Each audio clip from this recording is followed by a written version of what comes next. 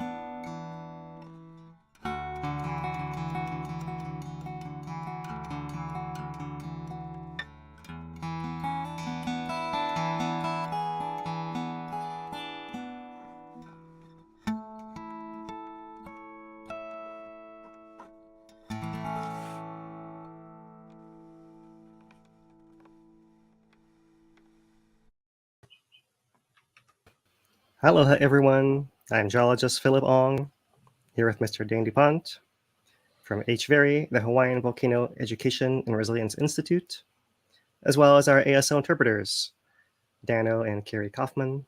Mahalo for joining us once again, you guys.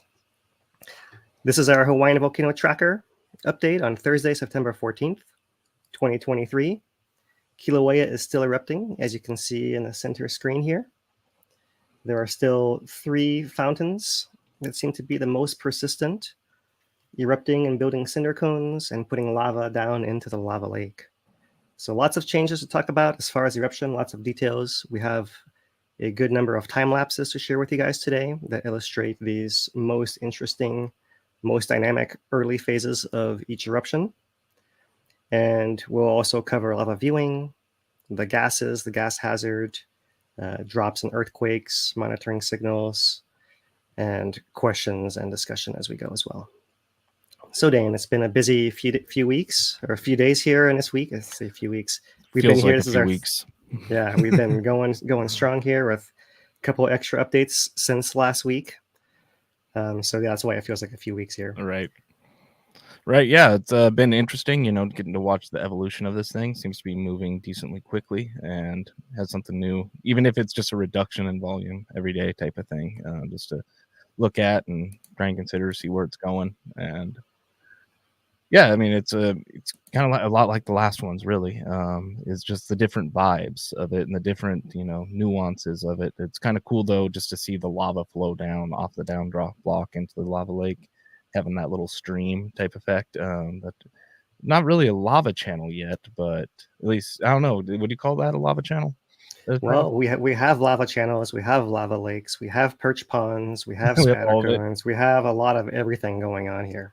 So yeah, Right. depending where you look, I would say you certainly can find a lava channel. Yeah, definitely. Yeah, so been pretty exciting stuff. Yeah, awesome. So I'm sure we have lots of questions. Dan will be leading as much of the discussion on chat as he can and collecting questions for us to discuss here as we go as well. And if you have nothing else to add, Dane, here, we'll jump into it since we have so much to cover today. Yeah, let's just get into it then. All right, so let's rearrange our screen here and put our summary tag on. And let's share with you guys. Here's this week Hawaiian Volcano Summary. You see here in the center screen the 3 main vents of Kilauea on a down drop block, which are still erupting after 4 days since the onset of this most recent eruption. The volcano has coalesced its rift zone. The east and west ends of the fissures have reduced their eruptions and focused on these main vents here in the center. And at the same time, we see here, this is a view from the S2 camera, looking down at the down drop block at these cones producing this big flow of lava. And that splits in 2 directions. One goes into this eastern part of the old Hale crater, that innermost pit. And there's another stream that flows, as Dane was mentioning, in a lava channel across the down drop block itself, also to the north here. In the meantime, the cones are growing and lava is changing in its extent, largely because if you look at this animation of the F1 thermal camera, this is sped up extremely fast and it's rocking forward and back. So you're seeing all 4 days within a second forward and back here. And there are 2 things obvious. One is the extent of this red lava. Early on, the lava floods from this channel at the top of the screen. The fissures are all off the main frame here, but the channel flows down here and wraps all the way around to this northwest side of the crater. However, as the days go on, the central part right in here seems to uplift. And as it does so, it seems to push this river off to the side. It seems to nudge it further to the north. And at the same time, it appears that the lava outflow seems to be reducing as well. So there's less lava coming as well, so it's not reaching as far, and it's getting pushed over to the side at the same time. An important part of the story is lava is injecting beneath this crust to cause it to rise so dramatically. USGS monitors report about 10 meters or 30 feet of rise of this part of the crater floor that has not been covered in lava in this most recent eruption. So the eruption continues. We expect the rate of lava to continue to reduce. It's not clear how much lava is splitting to go underneath this crusted crater floor and how much is coming out of the fissures themselves. But between the 2, we expect to see changes over the next week here as eruption continues to focus in one location and adjust as it swells underground. And that's our Hawaiian Volcano Summary for this week. So we'll come back to these interesting animations and time lapses here shortly. But seeing as our main volcanic hazard at this point in time is the immense amount of gas coming from this volcano, this is what we'll discuss first, since our mission is really for public safety, education, and preparedness for eruptions. So at the current time, the largest threat to people is the gas coming out. So we'll rely on the VOG Measurement and Prediction Project, the VMAP from Manoa. And their forecast this week looks like this. Our input value is actually 19,300 tons per day in this model, which is the current value for yesterday, which is down dramatically from the first few days of eruption. We started off at 190,000 tons per day, then we're down to 50,000 the next day, and then 30,000, and then 20,000 yesterday. So 20,000 is a massive amount still. And here you see in these colored oranges and yellows where that VOG is dispersing. not only on Hawaii Island, but also moving offshore into the Pacific as well. Focusing on our residents, let's zoom into the map here. You can see the strong area right around Volcano and all through Pahala, Na'alehu, Ocean View, most of South Kona, all the way to Waikoloa in the north as well. And even look at Kawaihae is getting some patches as well. Note that into the saddle, you get this effect as well. So in that area, I would not be surprised to see reports of VOG. And that is the outlook here with a threshold of moderate for SO2, SO2 being the primary volcanic gas. We don't often go into this much detail, but it may be warranted today. There's a button up here on this forecast for SO4. SO4 is more of the particles of the VOG, because what happens as that SO2 flies through the air in the presence of water vapor and sunlight, it reacts and creates little particles of glass, of little sulfate particles. So that's what this SO4 aerosol pollutant layer is showing us, is the more evolved distilled VOG. So you can see it's got quite a wide effect as well. Not so strong right by the vent, but intense everywhere else as well. So it looks like Kona is getting a nice mix of both SO2 and SO4. And so what we have now is probability of exceedance. We have it at moderate.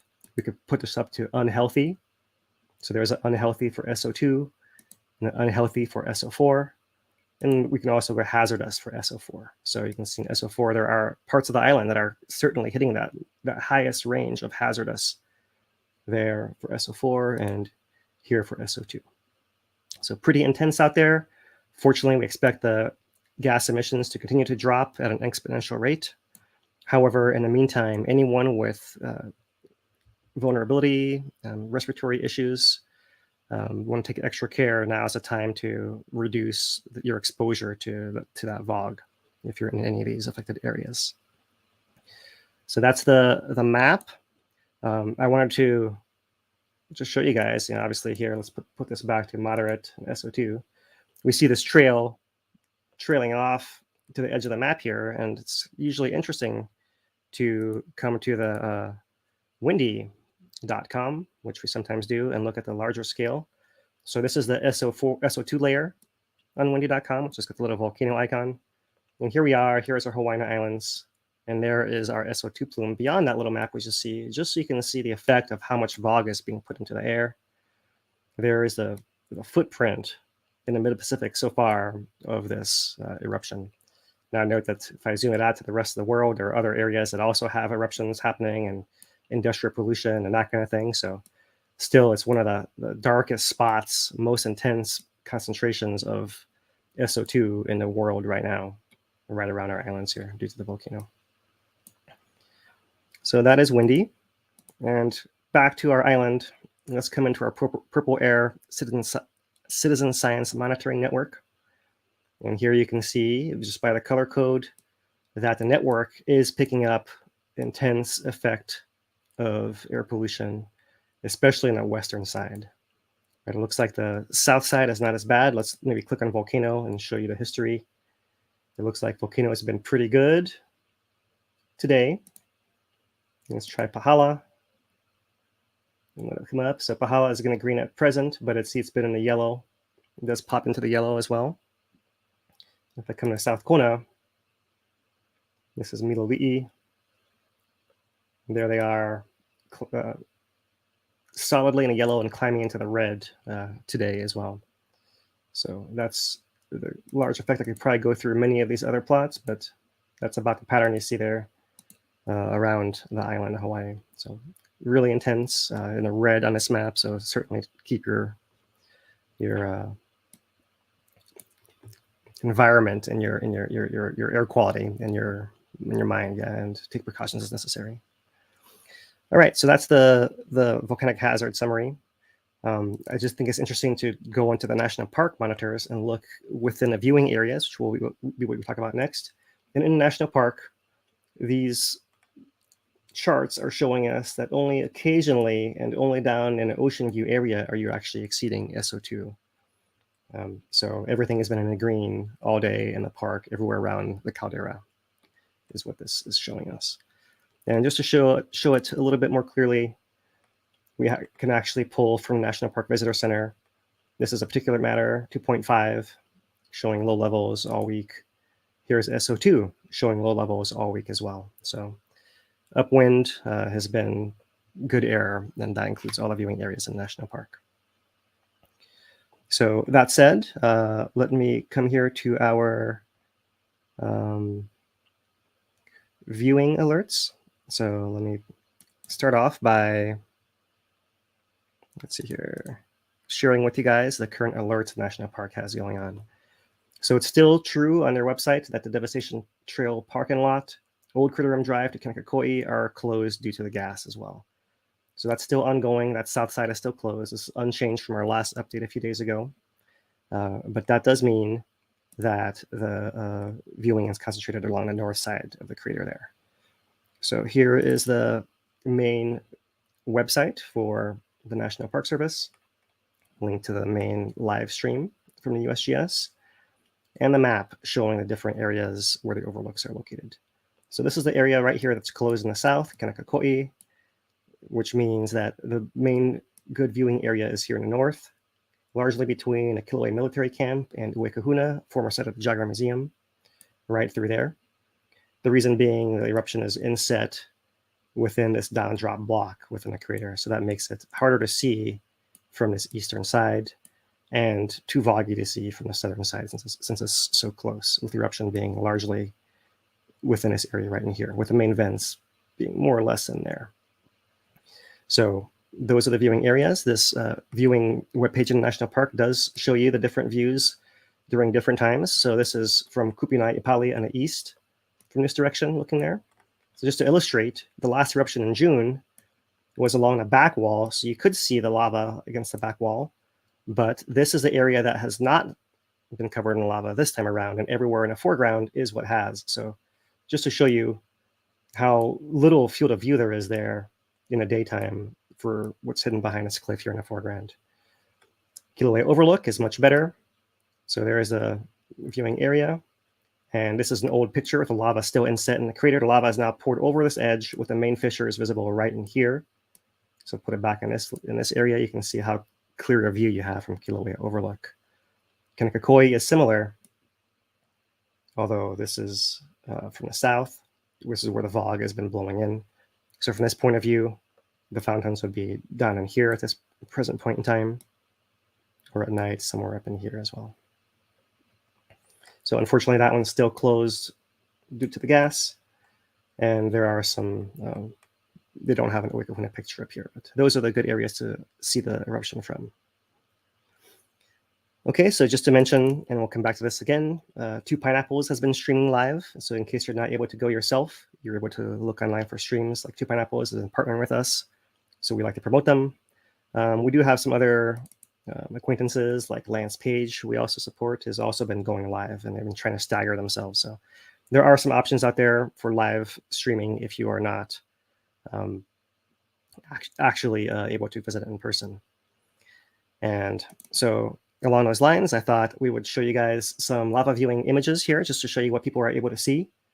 So from Yvonne Bauer, Lava Lake Morning Mood, view of the wide angle here via the caldera from the north once again, Lava Lake. We have Pele Dancing from Tornado Tim. See these series of slightly long exposures. I like these with the trails of the spatter bursts from the cones down in the lake.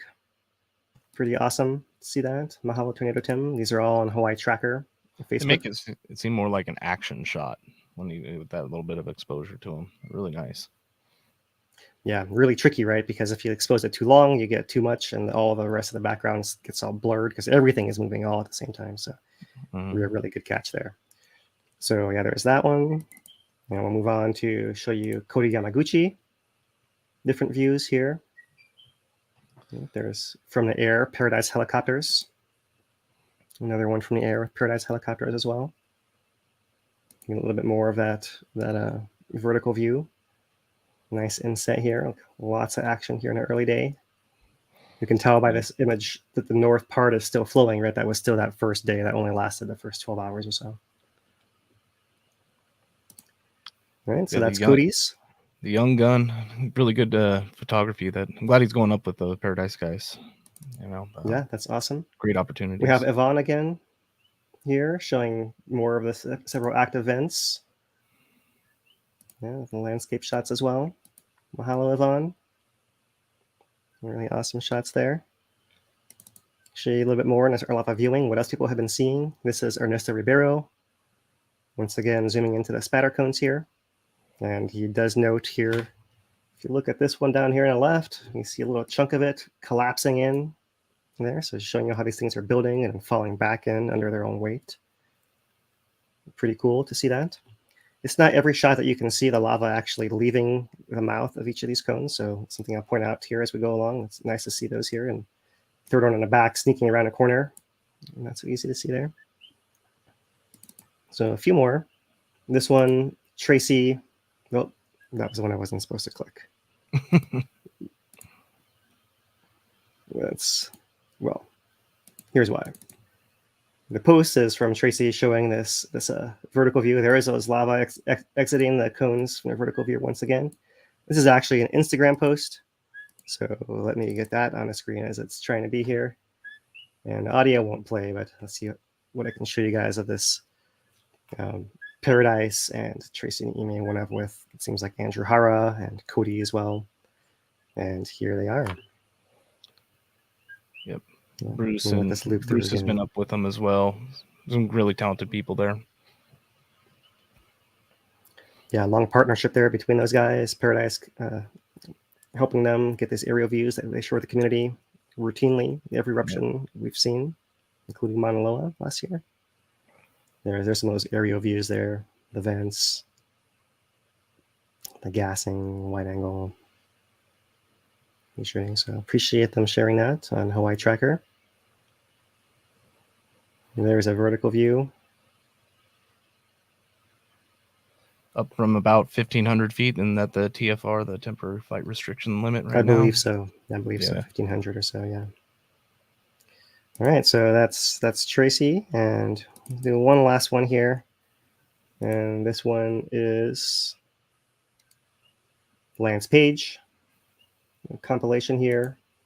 Put it back to the beginning here of from the start of the eruption, coming through different fountains, flows of the lava lake in there. Pretty awesome stuff. So just wanted to share with you guys all these kind of views. There's that lava channel.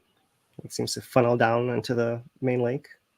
Lots of fountains. Just to show you guys, these are all people shooting from public areas.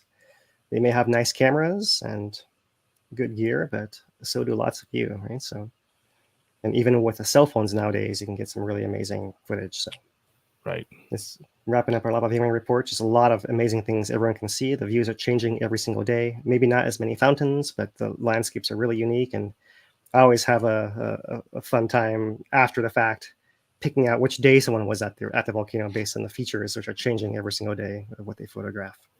Right. And it's always a challenge that because some people will post the day that they film it. Some people will post 2 days later type of thing and not include a date. Right. So you're always playing that game when you're reviewing footage. Right. All right. So that's a lava viewing report. And with that said, we will switch gears now to monitoring. And let me find the right piece of information for that. We'll start off with our USGS text updates here. So since we updated you guys on Monday last, which has come from Tuesday forward, they did know on Tuesday. Let's just point out the main features, right? So on Monday, they had noted that the main line of fissures was 0.8 miles long or 1.4 kilometers. Here on Tuesday, they say it's reduced to 0.5 miles long or 0.75 kilometers.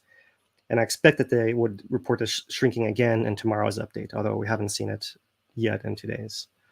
So they do note here on Tuesday, lava fountains have decreased since the eruption onset, remain about 10 to 15 meters or 30 to 50 feet high this morning. This was Tuesday. And remember, they started off at 50 meters or 160 feet high back on Sunday, right? So went from 50 meters down to around 20 meters, down to 15, down to 10 or so around now. That's the progression. The fountains have been decreasing. The fissure line has been shrinking. The western part of the crater floor has been uplifting. Here on Tuesday, they note it was 5 meters, but we'll advance it and note that it keeps going up every single day here. So 6 meters by the next day is what they recorded in the Wednesday update here. They also note that the area north of the eruptive vents has become perched and is about 3 meters or 15 feet higher than surrounding ground. That's something we'll look at a little bit more closely as well too. Fountain heights at this point, 10 meters, 32 feet yesterday. No unusual activity along either rift zone. They are noting here the 190,000 tons to the 49,000 tons to the 30,000 tons each day as well. Coming to today's update for Thursday, where the most current value is 20,000 tons of SO2. Where is it? Right here. Measured yesterday afternoon, down from 190,000. No effects in the rift zones yet. 10-meter fountains, and the cones downwind of the fountains approaching 66 feet, 20 meters in height. So those are the spatter ramparts, the spatter cones that you're seeing in the videos, the hills behind the lava shooting up. Right? That's how high those things are, is 60 to 70 feet high. 6 to 7-story building. Right? Let me pull that back just to emphasize to you guys what we're talking about here. Right? 6 to 7-story building right there is what we're talking about, the height of those cones. So back to the text, I think that's most of it here. They do note that there's no unusual changes happening onwards, but for the most part, lava is only flowing. Lava has retreated even further towards the vents compared to the days prior. This morning, lava is only flowing on the western part of the downdrop block, the northeastern parts of Halemaumau, the eastern boundary of which has been mostly covered by lava flows. So that's the bits of the update that I've picked out for you guys here to share, and we'll touch on that as we go through the visuals. But as we continue our monitoring, let's go through the monitoring signals here. First, with our ground tilt, over 2 days, we can see just a downward signal. It's not telling us a whole lot. Maybe it's slowing down a bit here, but it still has not turned around to go up. So that's what we're waiting to see. That would be some sign that the magma is not able to exit the vent as quickly as it would like and is building pressure underground. So we have not seen that. It seems to be getting out just fine as far as the ground tilt is showing. And if we see changes in the surface over the last few days, we'll have to look at something else, perhaps, besides some kind of blockage for changing the pattern there. We do note that the pattern is typical with high eruption rates and high gas output at the very beginning and then dropping off exponentially. And the tilt is something that we see follow a similar pattern. Here it is for the last week.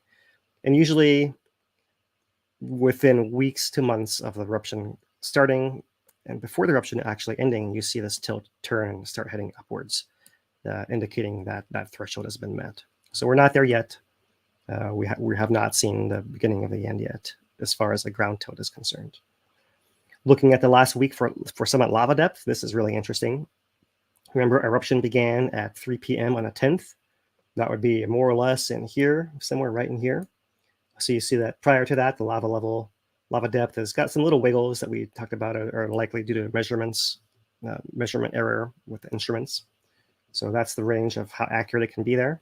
And what you can see is that since then, since it looks like, well, let me zoom it way in here. If we look at the threshold of where it's varying here, maybe I might put it somewhere around in here, close to midnight on a turn from the 10th to 11th of when this is convincingly starting to go up. Right there, and you see it goes up sometimes faster, sometimes slower, sometimes faster, sometimes slower, faster, slower. It's almost like it's sticking a little bit, right? So it's trying to lift and it pops up, and it lifts and it pops up, and it sticks a little bit there. That lid of the crusted lava lake, and it has that kind of zigzag pattern going up. But the bottom line is it still has been rising, and its value has gone up from slightly above 400, call it 400.5 to 410. That's 9.5 meters. We're looking at over 30 feet. That this area that has not been covered in lava has been lifted from below by injection of magma beneath that crust. So really fascinating. I wanted to look at this midnight time right in here just to note that that might have been a little bit of a delay. If the eruption might have taken somewhere between, we'll call it 6 to 12 hours maybe, to actually allow that crust to start popping upwards. So early on, you were dropping lava onto the crust, and there may be a delay in the videos that we see of this effect. Here's earthquakes for the last week. They've dropped dramatically since eruption began. and that's a pattern across the board.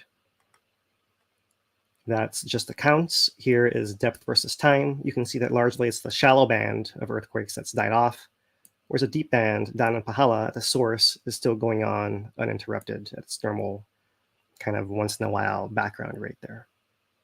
All this is expected and normal, nothing to be concerned with, but as we usually cover these, we like to show the patterns. And once again, in a month, there is that dramatic drop in earthquake counts down from what we were above 150 earthquakes per day. We're in a range of 20 to 30, which is our background here in Kilauea. So for the last month, here's a lava depth similar to what we saw for the week, but it's compressed here even further. And a tilt, likewise compressed even further as well. So the tilt, this is Uakehuna at the summit, and over here in the Sand Hill Station, just south of the summit, in the caldera area where we had magma building with lots of earthquakes prior to this eruption, everything is sagging and contracting once again too. So all of that magma that had built underground in this area to the south is feeding back to the north towards the eruption. The bottom line, and here in the East Rift Zone, also looking at deflation, is it does not look like lava is going to break open anywhere else. It seems that the pathway to the surface is stable, and there is no reason for it to change, at least not yet. Okay, looking at the SO2 here for the last month, our scale has changed. It's now got a times 10 to the 5 here on the side, tons per day. Right, so this means that this is 100,000 tons per day, and this is 200,000 tons per day. This is 0. Still not sure why the negative even shows up on here. Just ignore that. But here's our top value at 190,000 tons per day, dropping to 50,000 tons per day, to down to 30 in here, and then down to 20 somewhere in here. You can't even tell these finer differences. We're so magnified given this large scale here with the high value. So just showing you the silver values are dropping off dramatically. That's what you expect to see. It'll continue over the next few days as well. Otherwise, point to point, here we have at Sand Hill, we're exceeding, looks like 10 ppm at some points in time down in that area. The Cone Peak has not been as bad, still below 1 ppm. And PKE up to 7 ppm here in the last day or so. These are all areas in the southwest rift of Kilauea, close to the public. Closer than the public lives, but illustrating the effect in specific points on a volcano of the gas blowing through with changing winds time to time. Here is the SO2 over the last year. So our high value of 190,000 tons. We can now compare it to our previous eruption where our high was around 80,000 tons per day. And when it was measured back in January, it might have been somewhere in a range of, I want to say, 20,000 tons per day. So it looks like they're actually less and less. But what Dane mentioned in our last update is really important. The amount of gas coming out decreases exponentially. So the very, very first minute of gas coming out to start the eruption is the most intense, right? That very first hour is the most intense. The next hour is less so. The next hour is less so. The next hour is less so. So if you can get a measurement in hour 1, you're guaranteed to be exponentially higher than getting a measurement in hour 2, which is higher than hour 3 and hour 4 and so on and so forth. So I would put out that the USGS has been getting better at responding and measuring the gas when these eruptions begin, right? This is our 3rd eruption this year. They've had a lot of practice, and maybe between January to June to now, they've just gotten better and got the measurement done sooner.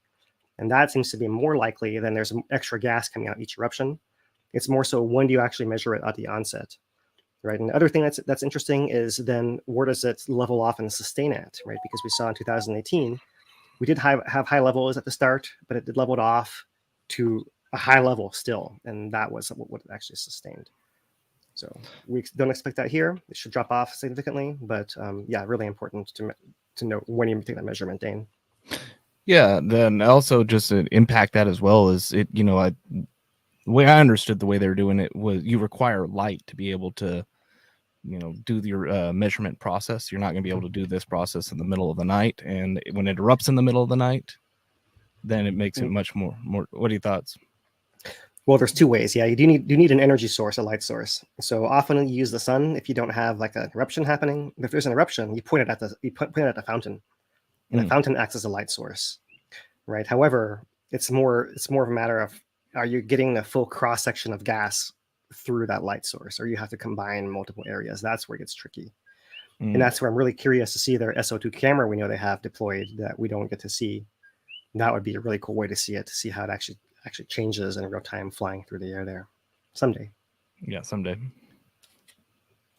So yeah, that's the SO2. It's come down quite a lot. You can see even now it's at lower values than the highs that we saw at the previous 2 eruptions. Earthquakes come crashing down as well. This is earthquakes per week. So we've been less than a week in eruption. It hasn't quite updated the graph, but you'll see that this will come low again, similar to this period following June, is what we expect here following our September onset. Okay, our GPS has caught up and been repopulated here. So this is a summit of Kilauea, north to south, across a caldera. And what you see here is a jump upwards as the ground spread out dramatically during eruption onset. And then since then, it's been sagging back together. And that's the story here. It's coming back down. And what we expect to see here is similar to what we saw back in June. Here's a June eruption, very similar pattern. You see it jumps up, and it comes down. And see at some point, it turns around and comes back up again. And either that's the eruption ending, or the eruption's not quite over, but the magma underground has now had a hard time escaping, and it's getting close to ending. Similar thing that we saw back in January, although there's a lot smaller signal in this plot here. Can't quite see it as well right in there. So that's the summit signal showing sagging as well, relieving the pressure that was building up for the last few months.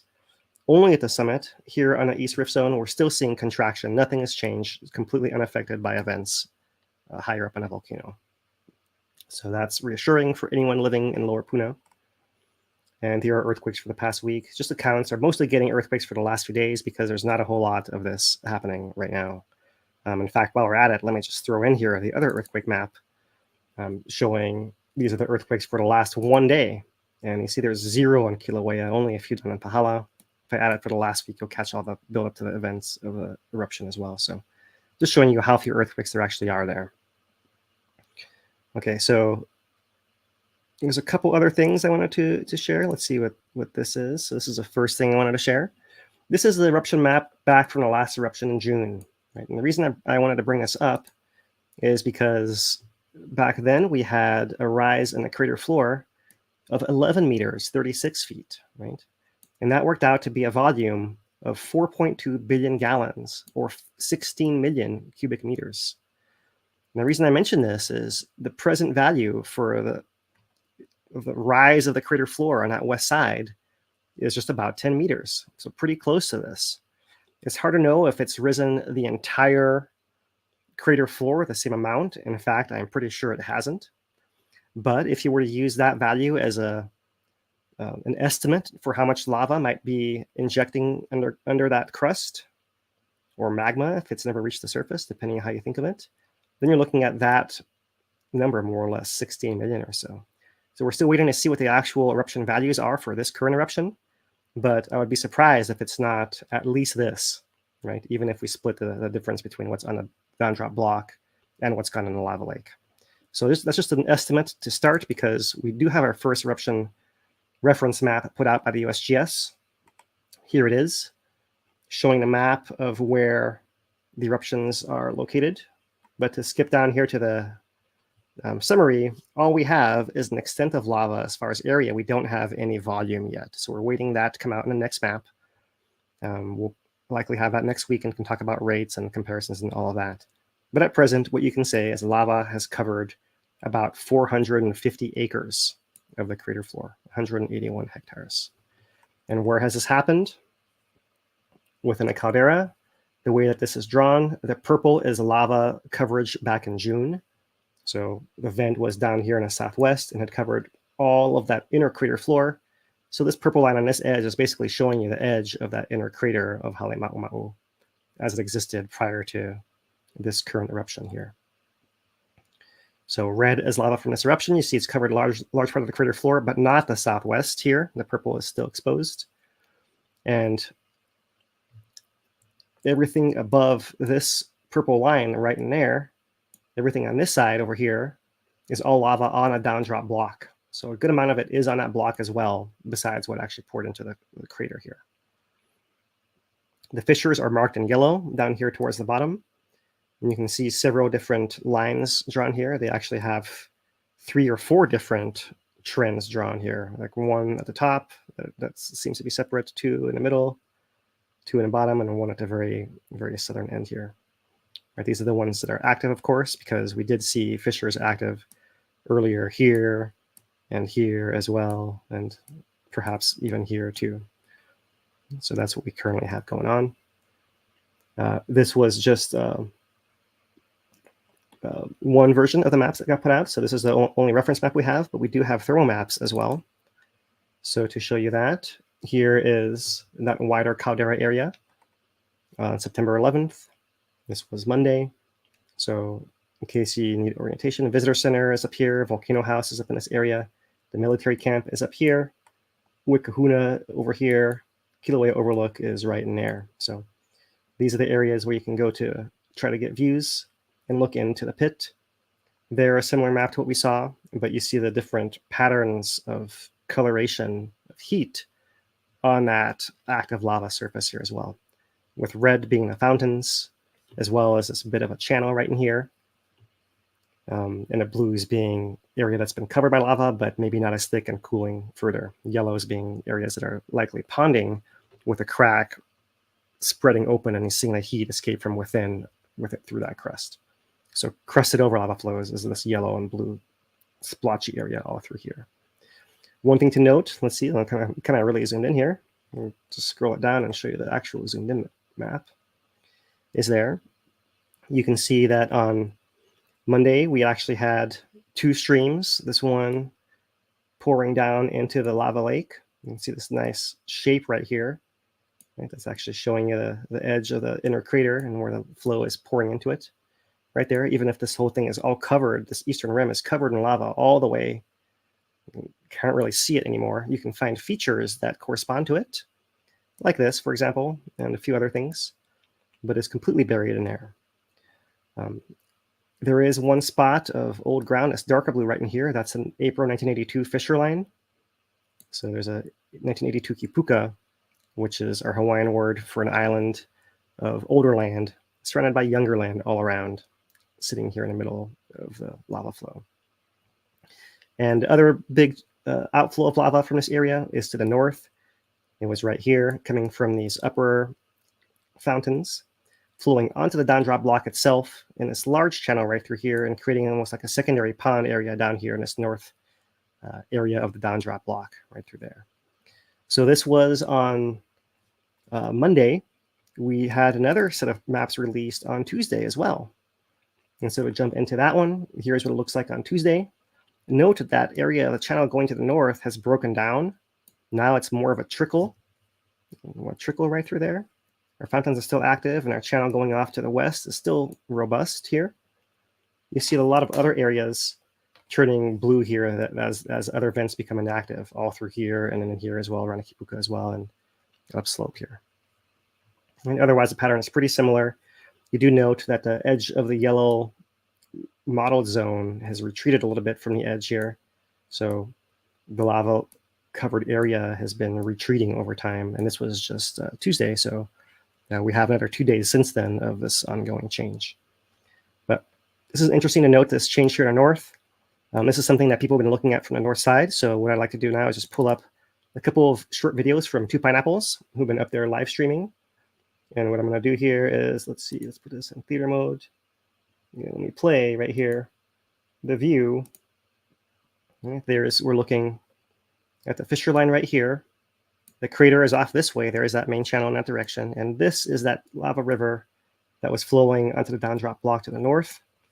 So I just want to show you that thing, how that looked on that first couple of days there, how robust it actually looked. Similar to that first thermal capture that the USGS released right there.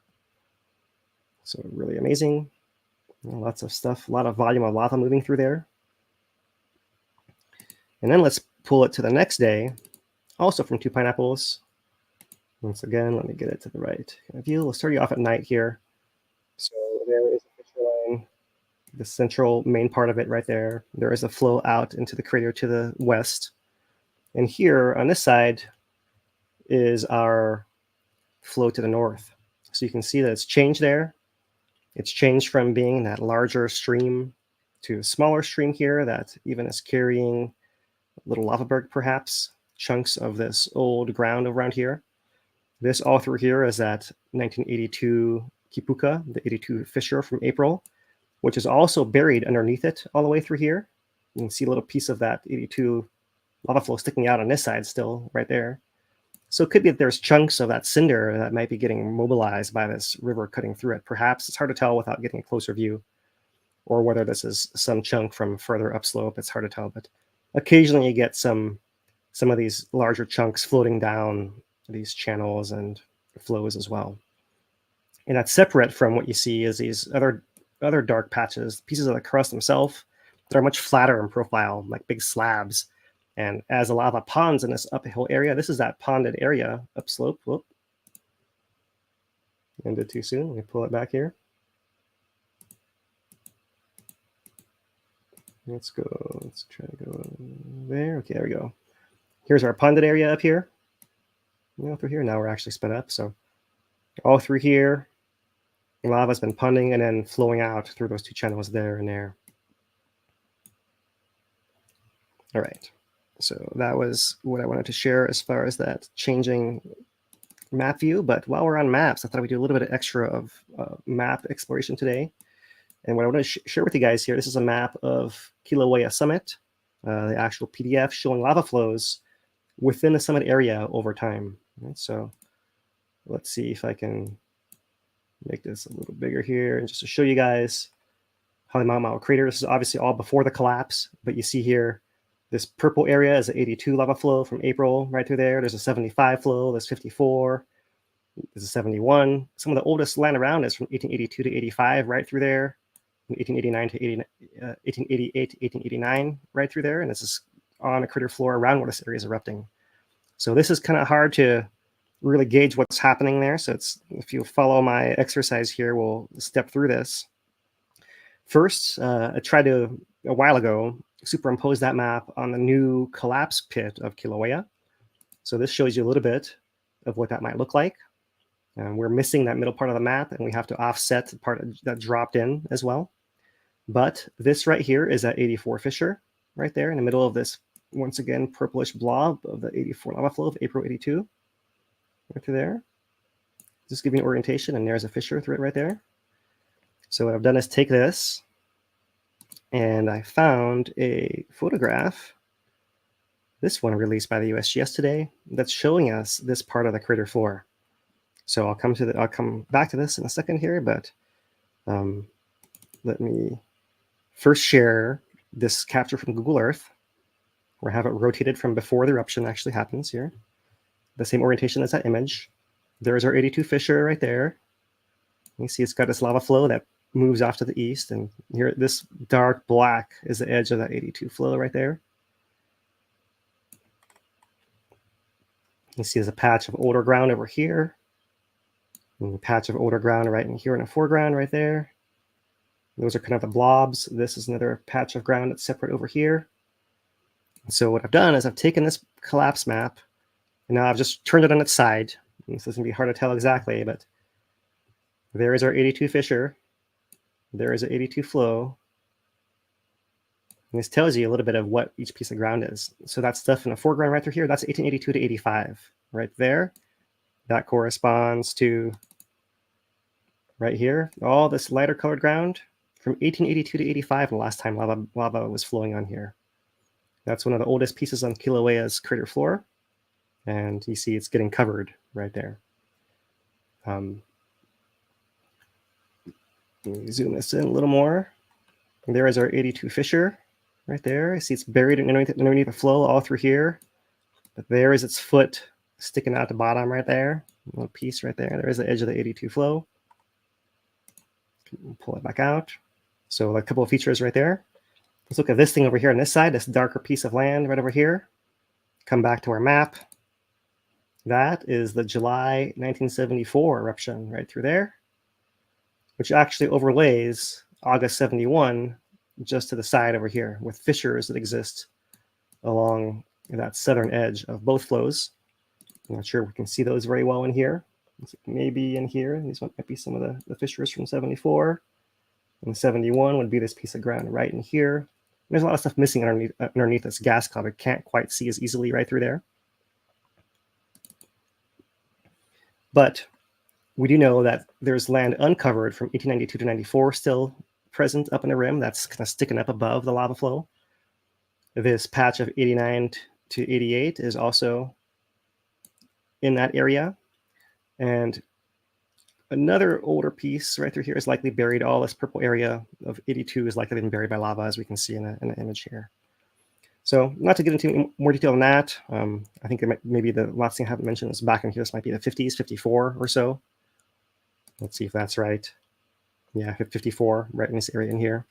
But just to give you an idea there of what the landscape is getting buried by this eruption. This might be a little bit of the geology nerd in me coming out, but that's an interesting thing to note, how things are changing. When was the last time lava flowed in one area, and how often does it resurface? And even at 1880s being the oldest lava on the surface, it's really not very old for the Earth in general, right? It's very, very young ground on Kilauea, and that's part of the story and why it's so fascinating to keep track of what's the oldest, since none of it's very old. So that was our little extra map excursion there. Now I think we're ready to turn to our visuals, and included in that, with our observations here, are some compilations of cameras and time lapses that I put together for you guys.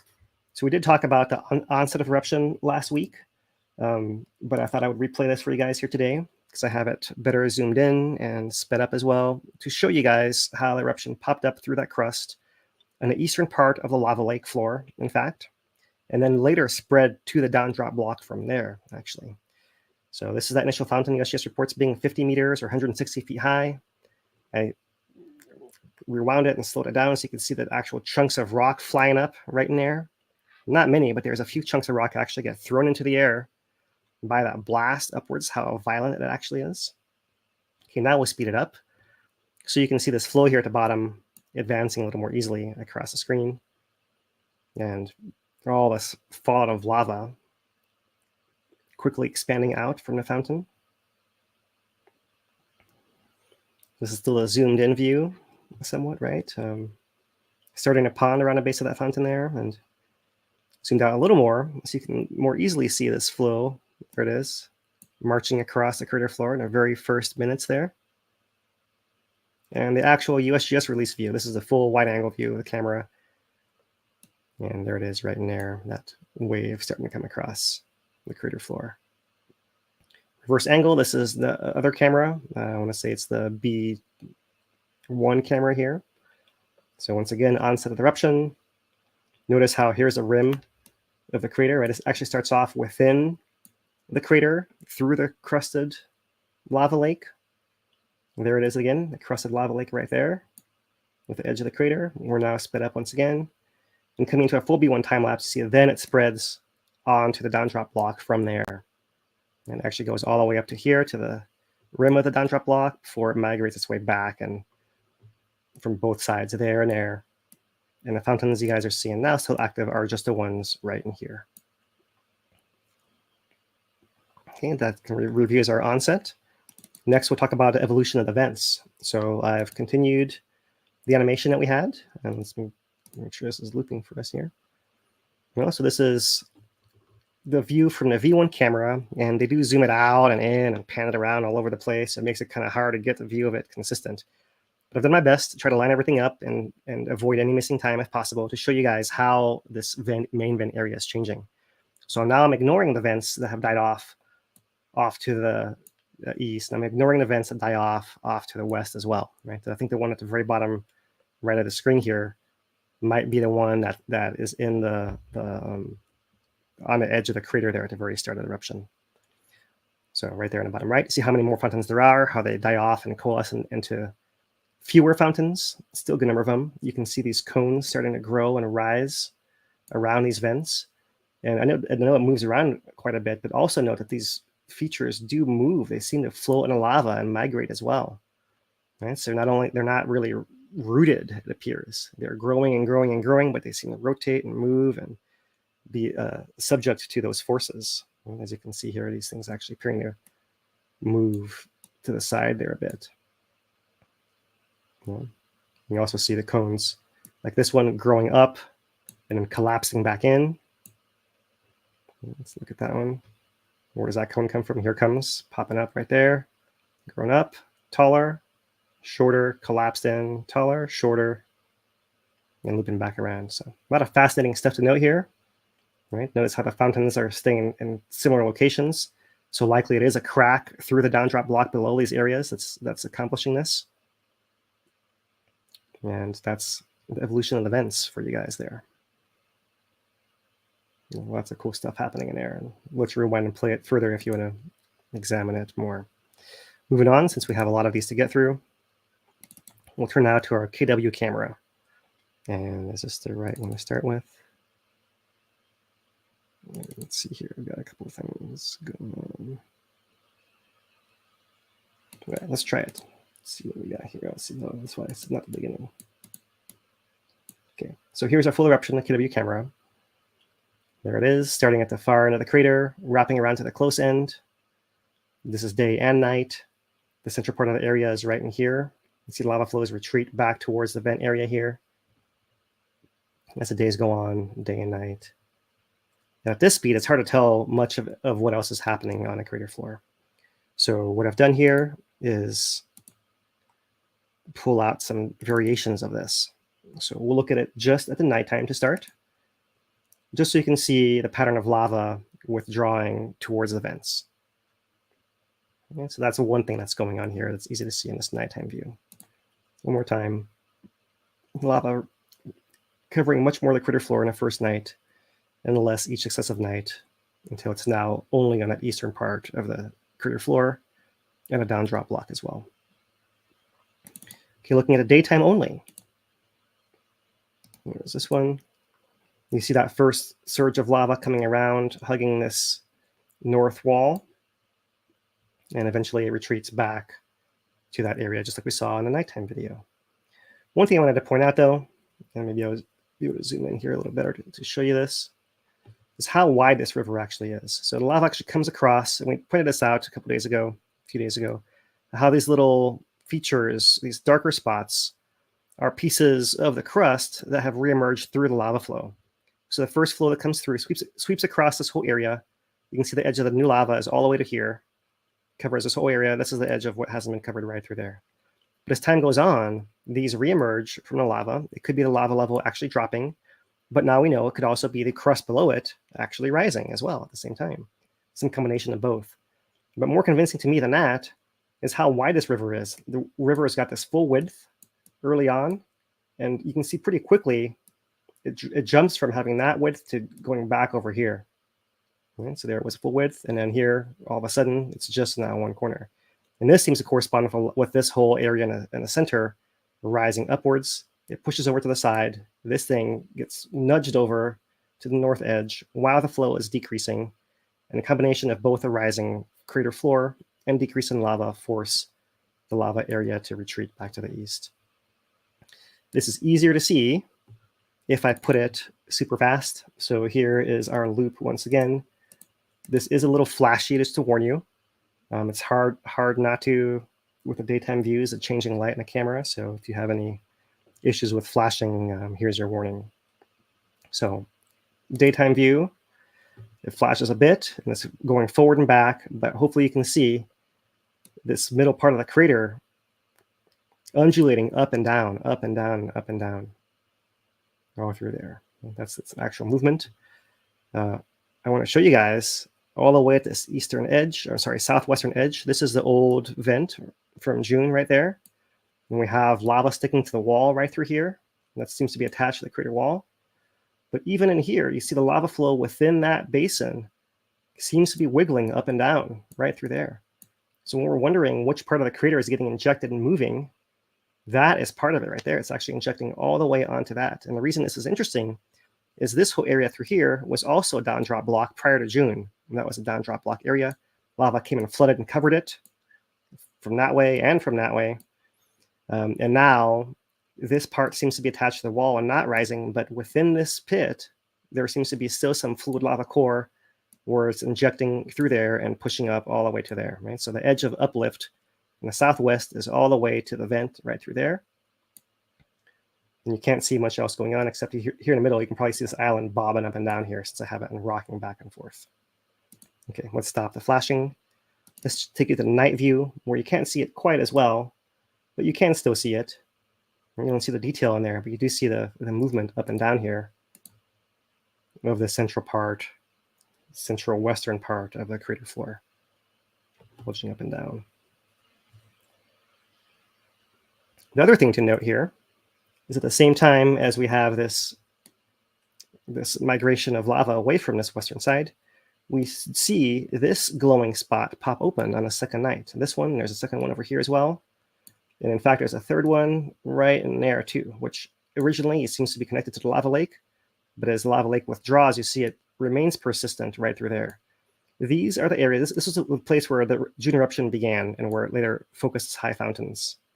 I'm sorry, not June. This was January. January eruption began right in here. Yeah. And then June came in a similar area here to the south. This over here is our western basin that we were wondering if it would refill with lava like it has this time. It actually goes more like this, something like that. And this is the west vent pond, as I've often called it, that connects through a lava tube to that area.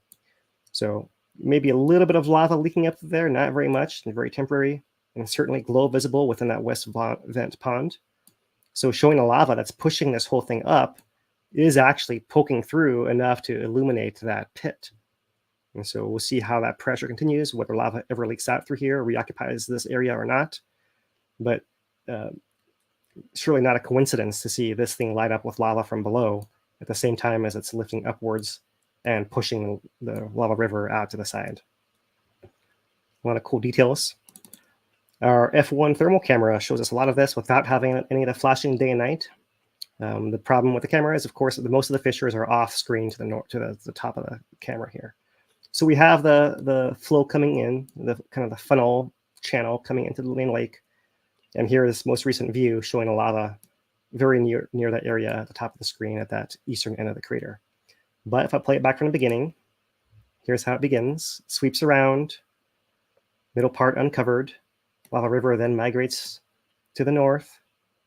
Glowing spot opens up. And the crater continues to rise. Lava concentrates on the eastern side of the crater right there. So there it is. That was the full sequence. And once again, like we showed you at the beginning, this was a good one to summarize. And here is the back and forth loop of that thermal camera showing the central part rising and falling. And falling only because I'm playing it in reverse. It's really just rising, rising, rising, but I make it go backwards and forwards so you can emphasize the motion there so you can see it. Right? It's really just coming and swelling upwards. But I'm rewinding it so you can see like, oh yeah, it really is changing. And note this really interesting feature that you can see most easily in a thermal. It appears like there's a weakness, a line of weakness that travels all the way across this hardened crater crust. Like this. Looks like a crack showing heat opening up right there maybe. I'm curious to see if that does anything, if lava comes out from here perhaps, or if it goes into the pit or what. But do note that this thing is actually being pushed upwards to buckle in the middle and start cracking. And that allows the heat in the inside to actually show in this thermal camera. So really fascinating stuff to see right through here. Changes within a central part of the pit in that western uplift block. That main central island that's been present ever since the beginning of the eruption in December 2020 is back in here, rising with this as well. So we'll see that pop up in some of the other time lapses coming forward. Okay, let's move on from this one. There's a lot of cameras. You just added a lot more, so that makes it a little lengthier to show to you guys. But here's our S2 camera, the newest camera we have, on the edge of that down drop block, looking down at these fissure lines and straight on to the channel going to the East Lake and the one that moves off to the side. So we saw this one earlier in our summary as well, but now you know that this is the area that's ponding up, forming that perched pond that's sitting about 5 meters, 15 feet higher than the surrounding area. And forming that channel, there is that channel that was more robust initially and then later seems to turn into a trickle, likely because you're seeing this pond actually perching up and forming more of a boundary and holding the lava in. and it's more clearly downhill in this direction. However, while we're on this topic, and I've mentioned this a few times, how this crater floor has been lifting and rising, and this is ponding up here, at some point, you'd imagine that this crater floor might lift enough that it really changes the slope of how downhill this actually is. And as that happens, a lava might back up and come to a higher point. So this area is really the big curiosity to me. What is really happening in this eastern part, right? We know the western part of the crater floor has been rising. Is this eastern part rising too? We'll see evidence that it's not here shortly, but then what is it doing? That's what we'll come to in a bit. So maybe one more time, just to show you the review from this angle here. And note the cinder cones and the perched ponds, occasional overflow of the pond right there. But most of the action flowing over to the west into that main Haleakala crater. Night and day. And once this camera's up a little longer, we can maybe do some more fun stuff with it if the eruption lasts long enough. But usually the cameras that are on for longer are more useful for looking at these longer term patterns.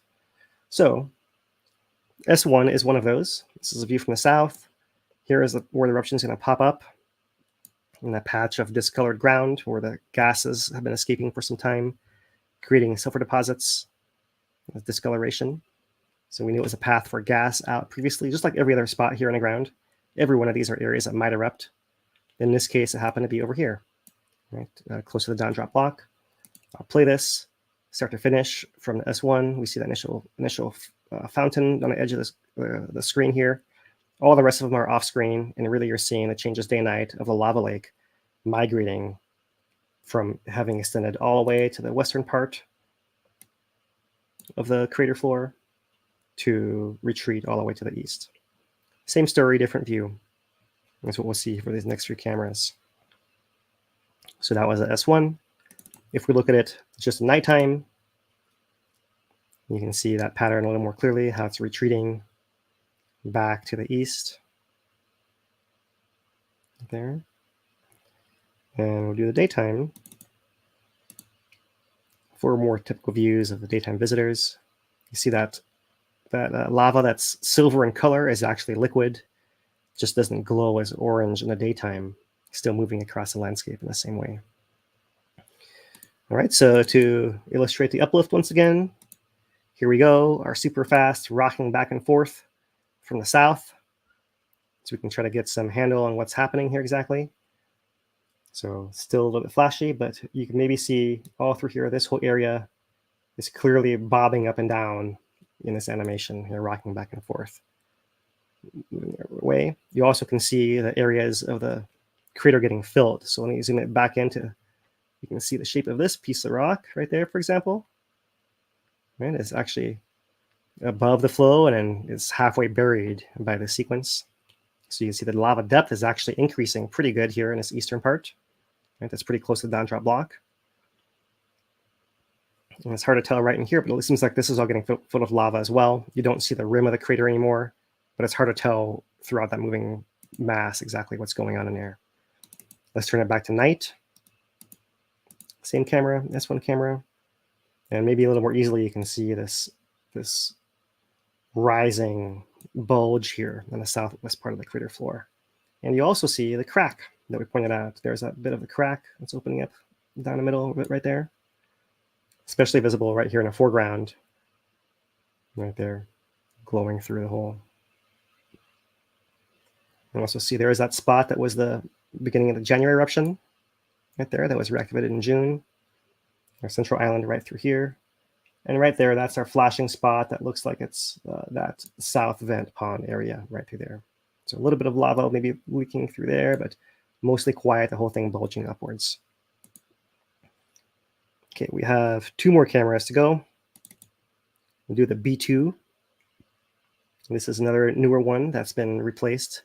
That was put in right after eruption began. So it's catching the lava flowing across the crater floor once again. No fountains visible on screen here. So nighttime view only. See that retreat of lava coming across. Our central island's right in here. And that's what it looks like. daytime view only. Similar to the last one, where you do see some red coming across, sweeping across with these big sheet flows. But there's also some funny stuff happening down in here, which I'll come to here next. Yeah, so it's harder to see, but let's put it in the daytime view to start. Make sure this is looping and show you a few things. So let's start off by zooming this in and looking at the island area in the central part of the western block. You can clearly see it rising and falling in the background here. Right? For example, look at this horizon contact right here against the back wall. And you can see that hill in the foreground is rising and touching it and bouncing off, up and down, up and down. So that's that motion happening there. Now, let's pull it forward to this corner of the animation. And what you maybe can see, let me look right in here. The flows come in, and the ground actually sinks down right there. Comes in and sinks down. And you see that happening? It's a little bit of an optical illusion, and it's a funny thing happening here. Most lava flows in Kilauea, when they flow out, they form a crust. Lava keeps flowing within that crust. They actually inflate and swell and rise up like loaves of bread. Now, this flow might be a little different. If it has enough gas in it, it may actually be losing that gas and deflating instead. That's one possibility. Each of these flows can be deflating as well. However, it could also be that the whole crater floor underneath that area is getting pushed down, whether it's rocking in some kind of seesaw motion because the southwest part is rising and the northeast part might be dropping, or whether it's actually somewhat broken in some way because all the lava from the eruption is pouring into this area and overtopping this block, and it could be pushing it down as well. Not quite clear to me which of those is happening, but it does appear that this appears to be a part of the crater floor that is sinking. Now let's look at the relationship between that and a part behind there. Let's see if I can get them both on screen at the same time. A little bit hard, but something like that. What you hopefully can tell is that this is going up while this is going down. They're going in opposite motions right here in this video. Right, so really interesting and not clear, like I said, if there's some kind of break in between here, the whole thing is connected and rigid and actually tipping, or whether one side's getting weighted down by the lava over here and actually getting depressed as the other one is rising with some kind of break in between. So definitely complex what's happening out there. You can see this as well in a nighttime view. Here's a nighttime view. And so starting off over here in the the southeast part, you see that same kind of sagging of the flows in the animation. And if I pull it up to the top part, it's not as clear because it's so dark. But what you can see is this is the piece of land right here, right? And behind it, you see the trace of lava against the crater wall. And that piece of lava actually gets obstructed from view.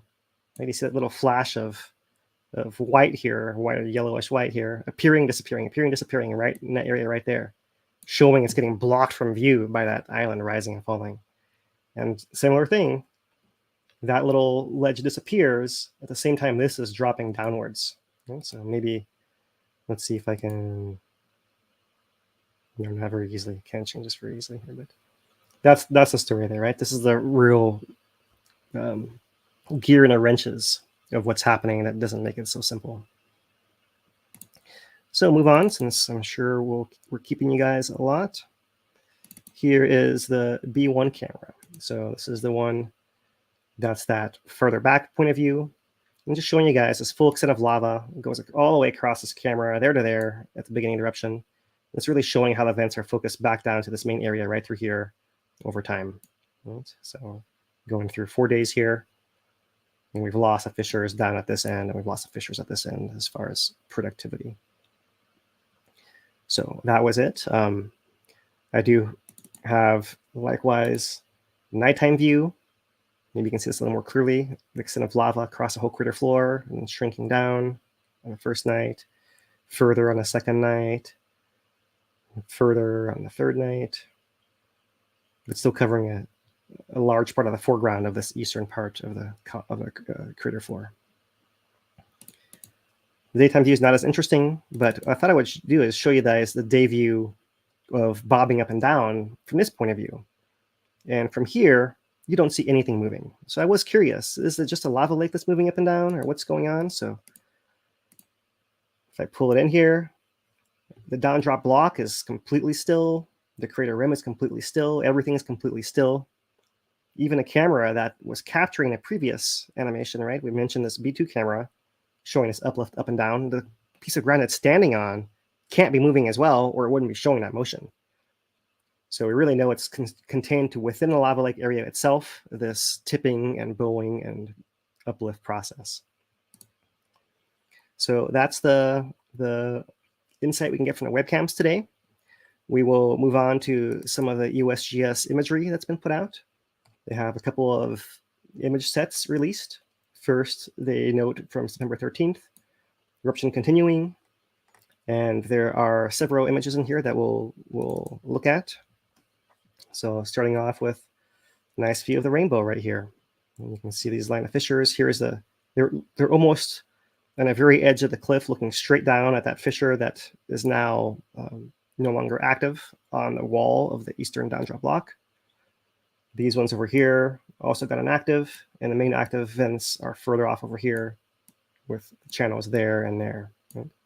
This is all the new part of covered lava on a downdrop block. They note, scientists were in a caldera floor retrieving seismic nodes, which have been deployed during the Kilauea seismic imaging project earlier this year.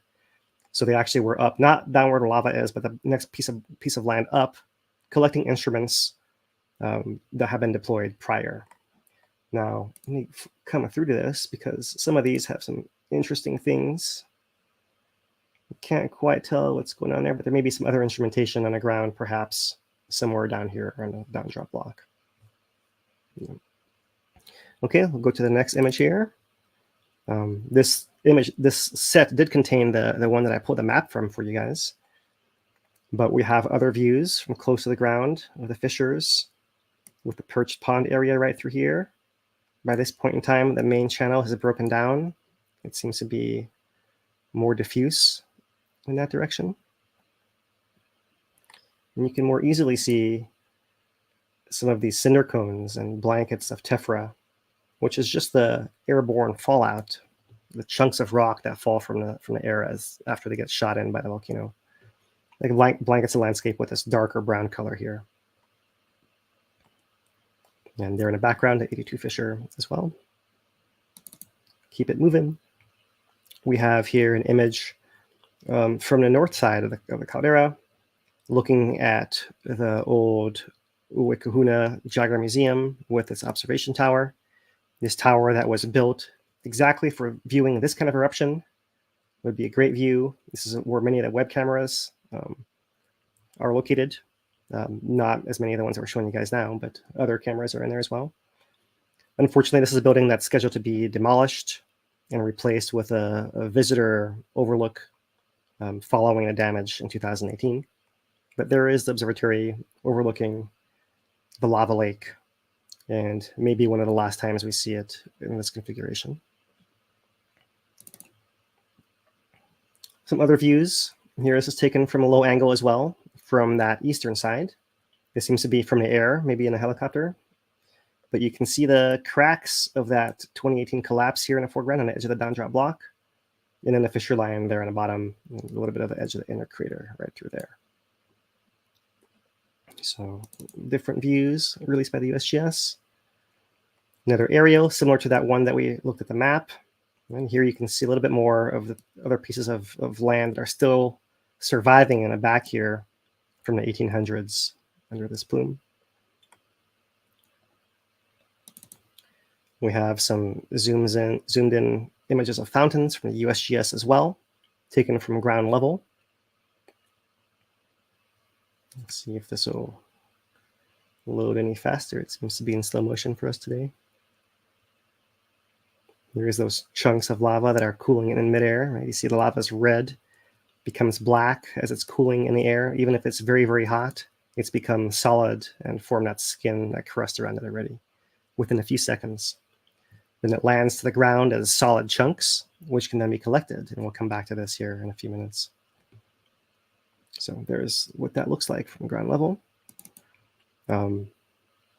These were loaded earlier, but all right. So there is the geologist in his flight suit and thermal protection, observing these fountains from the ground level. And what they're trying to do is find areas not on a bare flow, but on an old ground like this, where all these black chunks of rock are lava spatter, pieces of tephra that have landed on the old rock, and where this person can clearly walk can then be collected. Some of them are quite big. Get that chunk right there. Some of them pretty small, and there's lots of glassy bits all in between. So as we know, the geologists like to collect samples to do chemistry, to then analyze what's happening with the source of the volcano. What kind of magma is it? Where is it coming from? How does it relate to other eruptions on Kilauea in the recent past? So here is an example of their collection specimens in a container after being pulled from the field. What they then do is a whole series of processing, right? The first documentation is just noting the size of these when they start off, sometimes smaller. There is that bigger chunk we saw, in case you're curious what it looks like up close. There it is, very glassy on the outside. See some bubbles on the broken edges there. Really, yes, even some bits of like where the lava was still molten and cooled in little fingers or droplets here on the edge here. Pretty cool too. So that's the first tephra release. And before we get to more tephra, there is another image to show you here, which is similar to our time lapses, but the USGS has come out and put out a photo version of this, showing the advance of lava flows at the summit on the very first day of eruption. So there is the initial fountains. The flow edge is right there, 4:25 p.m., 4:34 p.m. there, 4:51 p.m. Let's come all the way down to here, 5:16, even further, 5:52, same story, 6:20, finally falls into that pit from the most recent eruption in June. They're on that northwest side of it. So we've showed you guys a time lapse, similar kind of things, and there's a USGS picture version in case you come across it in the future. But back to other photo releases from the USGS. This one was releases from today, mostly to do with those samples we just showed you guys of tephra. They do have other images of geologists monitoring the activity, measuring heights of fountains and lava lake surface, documenting what's still active there. They have deployed buckets strategically around the area so that when a wind collects the small little droplets, Pele's hairs, those things can fall in the buckets. They can then collect them, and it's not big chunks, but they're putting it in a Ziploc bag, looks like something like that. And then they can take those back for analysis as well. That's one way to do it. They've obviously gone with a shovel. We showed you guys that video of them shoveling the lava. That's another way to sample the lava as well. So airfall, direct sampling there. And they also get the spatter because you're kind of wondering if the vents that erupted early on the first day have the same kind of lava as the vents erupting lava on the third day or fourth day, for example. Not only can you measure the lava compared to previous eruptions, but as eruption progresses over time, you can then see how it changes over time as well. So they collect all the tephra from the ground. They put it in that tin foil container.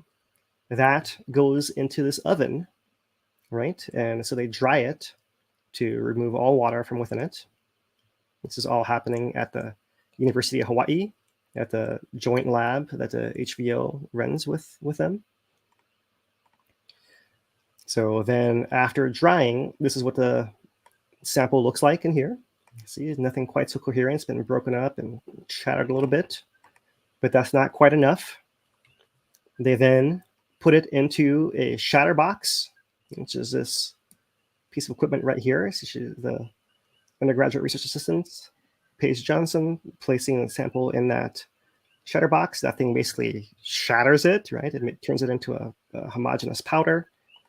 That powder then gets packed in this machine into a little pellet that fits into the sampling machine. The pellet looks like that. And here is a Sharpie for scale. Then they run it through that machine, they put it in there.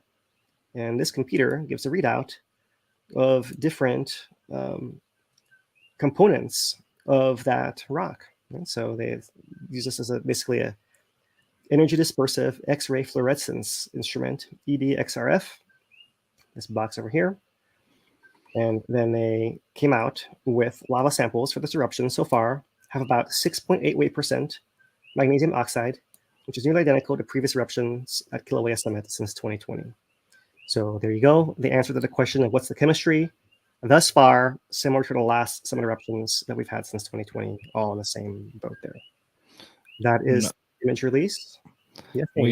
Yeah, since we went live, the Volcano Watch was released, and it just is going through these same images. I think you did a more comprehensive version just now than what's in the Volcano Watch. But yeah, I sent you a link to it if you want to try and pull that up. Let's see here. Let me see if I can just get it on here because it's hard to. Volcano Watch, another summer eruption, another opportunity to learn. And while we're here, let's just change our tag since we're doing Volcano Watch now. Another Kilauea summit eruption, another opportunity to learn. Kilauea is now erupting for the 5th time since 2020 at the summit. They're collaborating with Hilo. They mention which eruptions at the summit there. Let's see, events, first lava within a caldera, but out of Halemaumau in 41 years. In 82, there were 2 summit eruptions, both lasting less than 1 day, that occurred outside of Halemaumau. That includes that April 82 fissure that we've been talking about as a kipuka. So note that was only a few hour long eruption. Let's see, the eruptions are filling the 2018 collapse. They're more accessible than early eruptions, and geologists were able to collect a molten lava sample from close erupting vent. They quickly analyze eruption samples.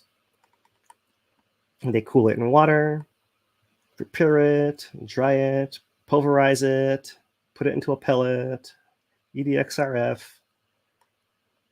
Anything else in here? Good partnership. They actually, in 2018, were able to turn this around every single day. They'd collect samples, crush them, pellet them, analyze them, so they could tell day to day how the eruption was changing. And then they could document the change from cooler, sluggish lava to hotter, faster lava. However, what they're seeing now is it's just all hot lava coming up. That's basically what the story is. Right. The one question I have, right, we were looking at the photos, and then they're basically going and picking up these lava bombs on the old lava, right? But then they're talking about quenching it, and we saw the photos of quenching it. So it's like, there's like 2 different geochemical analysis that are going on. One where you got to stop the crystallization from happening early, and one where it doesn't really matter, or something like that. I'm just trying to. No, it's kind of the same thing. But if the rock is that small, right, where it's already landing as a solid, it's cooled in midair, and your goal is accomplished. Okay. Right. It cooled fast enough, essentially. Yeah. Okay. Yeah. So what you would not want is like the core of a lava lake that's been sitting there cooling for months on end that would have a chance to grow things in situ in place after it was actually put to the surface. Does that make sense? Yep. So you might have actually, like the way crystals grow is they'll actually grow rims on each other. So you might have one crystal core, and as it comes up into a new lava, it'll then grow a new rim with a new composition around the core of what used to be there before, right? So that makes it more complicated to have more history to untangle, right? So the less history is in there, like that rock shot out of the ground, cooled midair, landed as a solid where the person was standing, and it happened all within its first few minutes, and it was over. Didn't mix with anything else. So it's more about the process and making sure that you're addressing the concerns rather than always the same way, if that makes sense. Yeah. Right. But yeah, scooping it out of the middle of the flow is especially an issue, or the way we used to do it, dipping it out of lava tubes. We'd fish out of lava tubes for samples sometimes. The same kind of thing. They do note, let's see, one last thing here. Even if hotter magma from deeper source is moving to the volcano, it is continuing to mix and cool in a shallower magma body before reaching the surface. So that's interesting to note as well, too. So we'll see probably more detail on that as time goes on.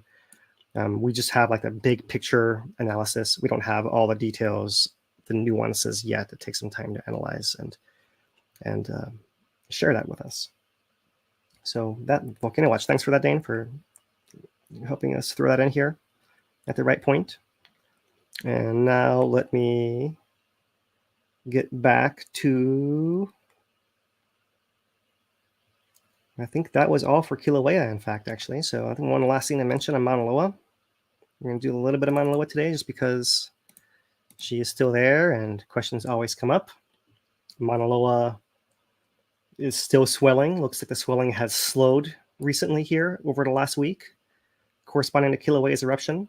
It's likely related. Earthquakes are still down.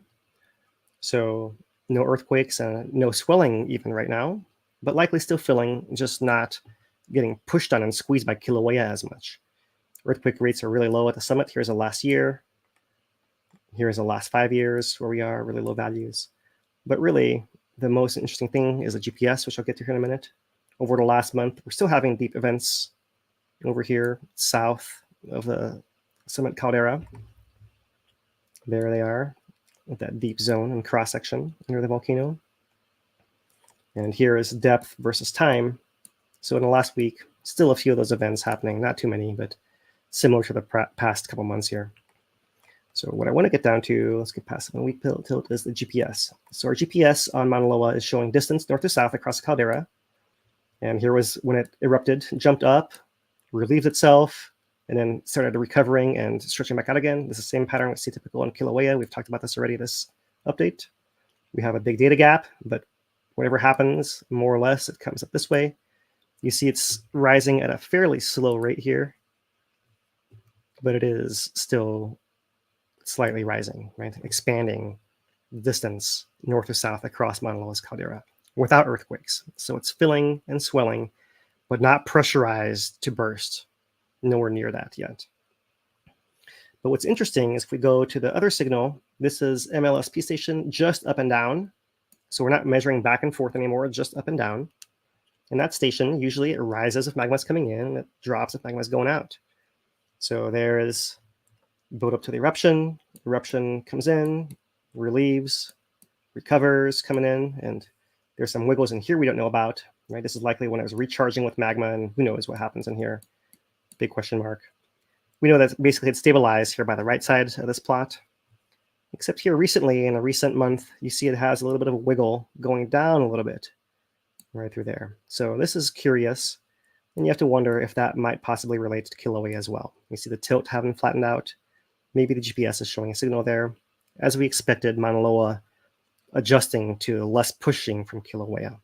This is the opposite of what we saw in December 2022, where Mauna Loa began erupting, was pushing in Kilauea. Kilauea then had to shut off as a result of that pressure.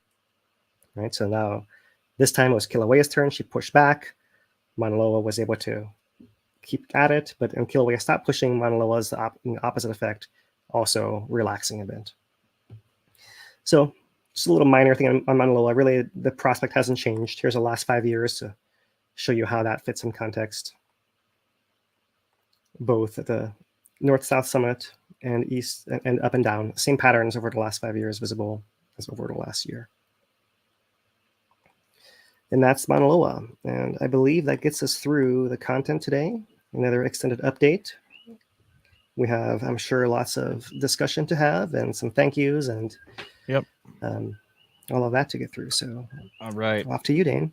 Yeah, so want to thank everybody for tuning in today. We rely on viewers like you to help get this information out there. We don't have ad revenue or anything like that, so we just rely on word of mouth. So the likes, the shares, the subscriptions, all that stuff does help at the end of the day with the algorithms. So we appreciate it. We do take donations on hvary.org, and you can support us directly there. And that is a that's a true 501c3, so it's tax deductible, your donations on that one. And you can see our EIN right there. So you have hvary.org/donate if you want to support us directly. We do have a couple questions here. If you want to try and go through those, we are at an hour and a half in, so we'll try and make it a little snappy, but try and get through these things. What do you think? Yeah. All right. So Dennis asked, I was watching the live stream this morning, and it looked like I was seeing birds flying in the caldera going to trick the camera. So like he's asking about the birds that you see on the cam. I've seen them as well, trying to capture them into the time lapses and stuff like that when they fly in front of it.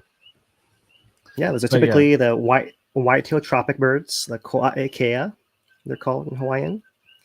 And they like to nest in the walls of craters. They're basically cliff nesters, so along the sea coast sometimes, but there's often a lot of surf with our short sea cliffs, so it's not uncommon to see them in every single pit crater on Kilauea.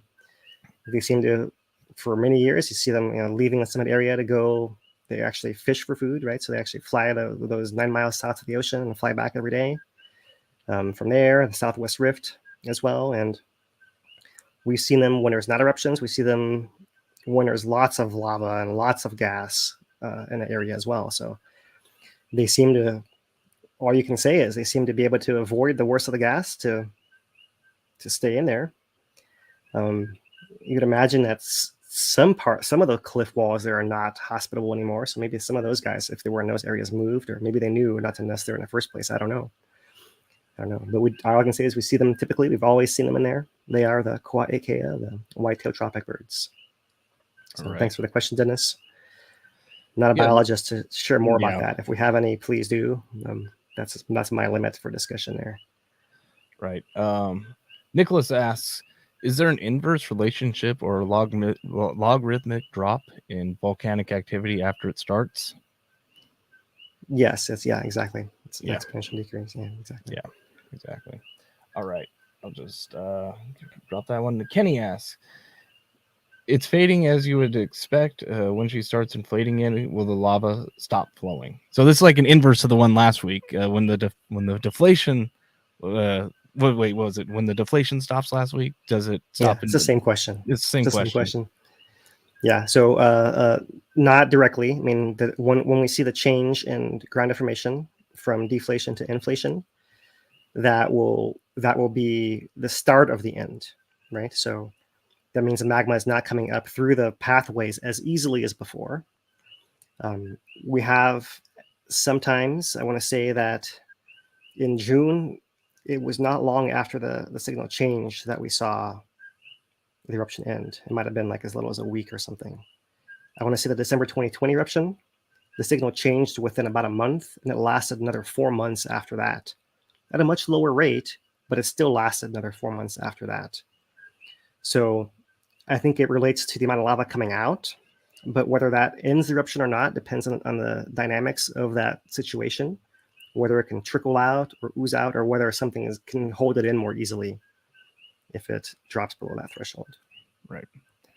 I kind of want to throw a caveat in on that previous one about the exponential decrease. It's like, yeah, that's true on this summit, and when we're talking about all the summit, but when we got into the rift zones, things get a little complicated. Like we saw 2018, it's most what you wanted to comment? Yeah, I was going to say that too, but it's not the fact that it's the rift zone. It's the fact you had a summit collapse with it. Right. Rift zone by itself, same, but it's the fact that the summit starts draining and you start pumping the lava out of there through some gravitational effect. That's why 2018 broke the rule and did not decrease exponentially after that onset, right? That's what made it so unique and such a hazard as well. But yeah, that's a good point. All right, let's see what we got left here. Does Nicholas asks, does the lava lake move up and down due to the change in magma volume, gas upwelling and downwelling? Or what's making it do that? Breathing, essentially. Yeah, so it's just to restate, the breathing is not actually real. That's how I superimpose it. Right. Make it right. Look at the breathing. So if anyone thinks it's breathing, it's actually just rising up only. And I'm just rewinding it right back and forth to make it apparent. So the answer is that the lava lake is getting, so it can get pushed up from below by lava injecting below the crust, and then the crust pushing the lava above it and moving it as well. That's kind of what I explained with the river of lava that seemed to be deflected to the north as that area uplifted.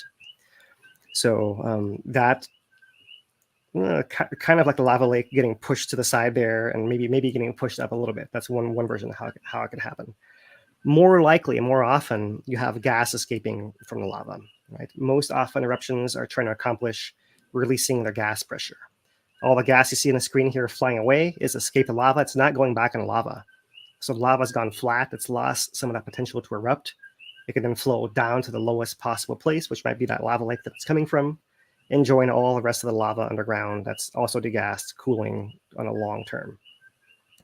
Right? That's the key thing there, is that losing the gas is a one-way process, and that more often causes your surface to then contract and for the lava level to go down. So more typically, that's the direction you see it, is you see it go down more so than go up. Going up has to be lava coming into it, or in our really unique case, lava's coming into it from above and pushing from below as well. And that's kind of hard to put that in one single bucket of exactly how that works.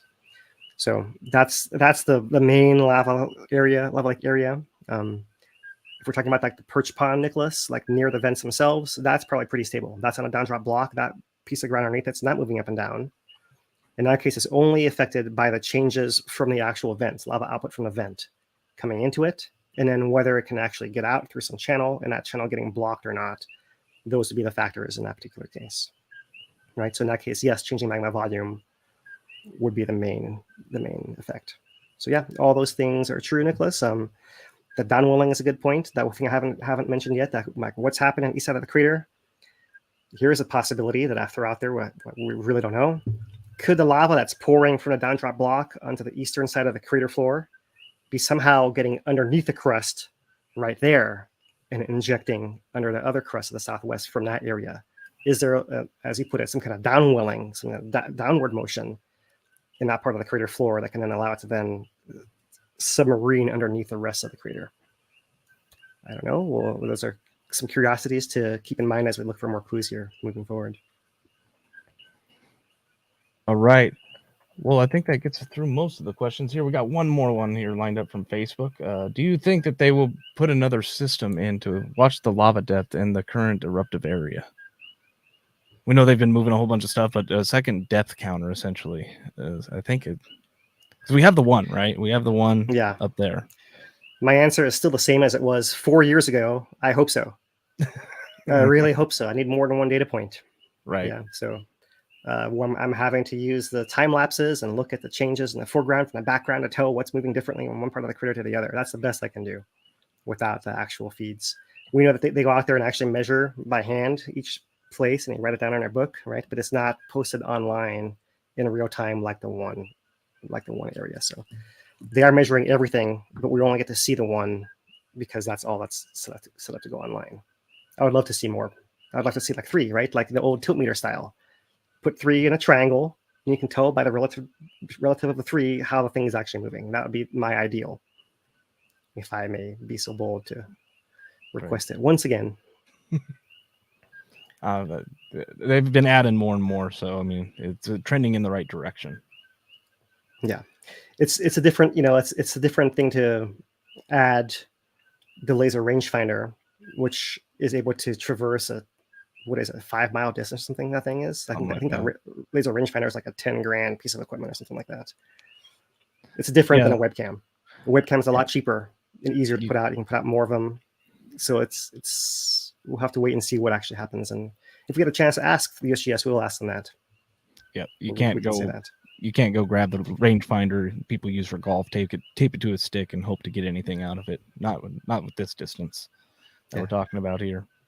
Yeah, you have to have it be accurate over that distance, right? Not just shoot the distance, but be accurate to as much as possible, right? Hopefully centimeter level. Right. Yeah. All right. Well, we had we've been going for an hour and 45 at this point. I think we'll come back next Thursday unless something happens. Seem to be pretty steady state at this point. If you want to check out what's happening on the thing, the USGS updates happen in the morning, and Lou from Two Pineapples has been going over those when they release, and been up at the caldera streaming in the morning. So we encourage you to go check them out, and Lance Page as well, those guys, because they're up there putting in hours just to get all of this footage. So you have that continuous multiple point angle going of live streams. It's pretty cool. It's something, 10 years ago would have been almost unimaginable that we're at this point, but hey, here we are. Yeah, we have a USGS has a live cam on screen here. We have Two Pineapple is live. Most most evenings, and today was in the afternoon. In fact, they were live just before their us afternoon. Okay. today. They've been switching it up and lands in the morning. So yeah, everyone's and others we haven't mentioned as well that are out there. So yeah, there's so much going on, and the reason we go so long is there's so much interesting thing to talk about, and hopefully we've curated it enough for you guys that you found all of it interesting. Right. And we'll have plenty to talk about next week as well. For sure. So unless something happens, we'll be back Thursday, 5 p.m. our standard time, to give another update and go over what's happened since, over the next week. But pretty much standard at this point. Main thing being that the eruption is contained inside the caldera. It's just like, essentially more or less the same as the previous eruptions in terms of hazards to the people. So really, we're just entering into that steady state phase as well, and getting ready to see how long it actually goes. Yeah, if things stay as expected, that'll be how it goes. We expect the main vents to stay in those few number, maybe even reduce in number. We expect the gas emissions to continue to go down, and the lava light to keep filling up as it is now. So if any of those things changes unexpectedly, then we may choose to cut in once again. Right. But that would be unusual given what we saw in June. So for now, we'll plan for next Thursday, a week from today, and recap it once again, probably similar length, just to give the space for everyone to go and do all their live streams and post pictures to Hawaii Tracker. And that doesn't mean it's going to be boring or anything like that. It's just going to be, it's great photogenic. It's perfect for all the photographers, videographers, anybody that wants to take their family up there. Like right now is the time type of thing, as long as you can dodge the traffic a little bit. But otherwise, other than that, it's, great up there. It's just, we're more talking about, like, is it going to get into the rift zone? Is it going to trigger something else? Is it going to suddenly change in a dramatic way that's hazardous? And right now, a lot of those are barely even on the table. So yeah, the steady state is the expectation at this point, at least. Things can always happen, but there's a views and there's a science. We're focused more on a science, and that's really an education. And the whole point of what we do, just to restate it, is to improve disaster preparedness for eruptions in our communities here in Hawaii Island. So this is all an educational exercise for us, and not just a chance to come and show you guys pretty pictures over and over again. We love pretty pictures. We love it when Two Pineapples and all the other guys share them, but we'll leave that to be their kuleana and stay in our lane here with our science-based education for preparedness. Right. So mahalo, Benjamin. Yep. A $20 super chat says pizza money. Appreciate it. And I think that's it. All right. Thanks, Dane. Thanks for Kerry our and Dano. Yep. Interpreters. Yeah, Kerry and Dano. And until next week, from HVerry, for our ASL interpreters, Kerry and Dano, for Dane DuPont, I'm Philip Ong. Aloha, everybody.